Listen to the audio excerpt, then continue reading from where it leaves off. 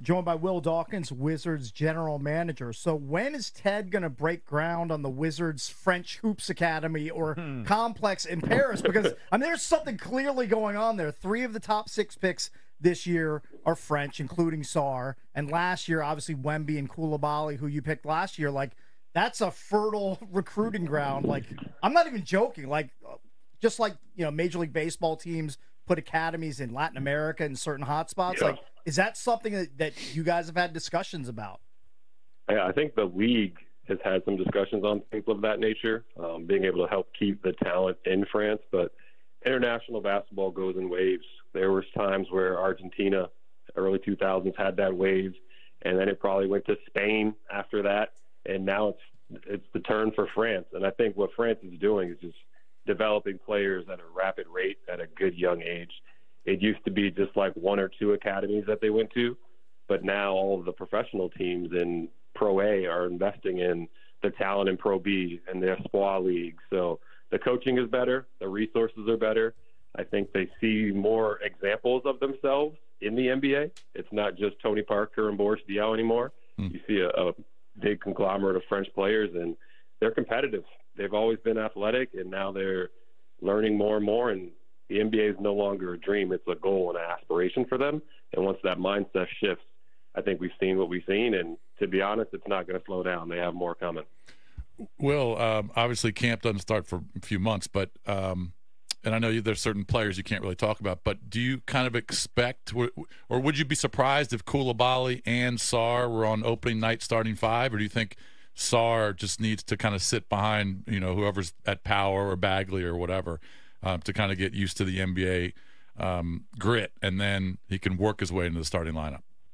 Yeah, I think it's a little early, like you said. Yep. Let's get to Summer League and kind of see that. But in talking with Brian and the staff he's assembling, those guys are going to play impactful minutes, whether it's starting, coming off the bench. They'll play really, really important roles for us, and they will get exposure and opportunities to defending the best players on the floor every night and then given the ball to play with. So like we saw with Bilal, there was a steady progression to make sure he got to where he was and was better at the end of the year than he was at the beginning.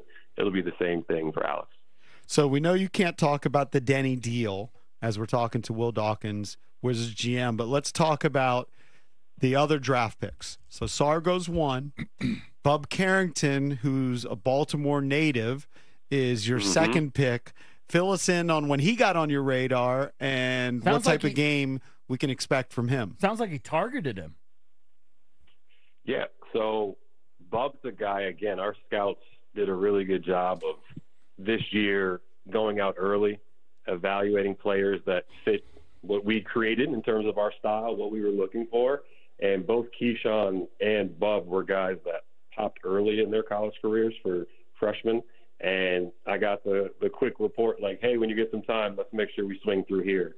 So I felt like we were playing ahead with those 2 guys and got a chance to really get a feel for who they are throughout the course of the season and watch their development from young players.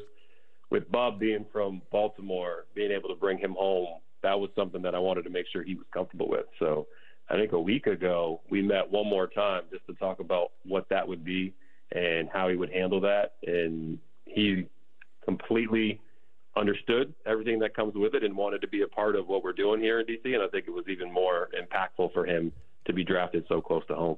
So give us a timeline since you mentioned Summer League. Summer League's kind of the next thing. Will we see Alex playing all of the games? All of the games, I'm not sure. I'll let that stay to the media or to our medical group. I know sometimes early on there's a performance plan for every player, but I expect them to play a lot, yes. Same with Coulibaly?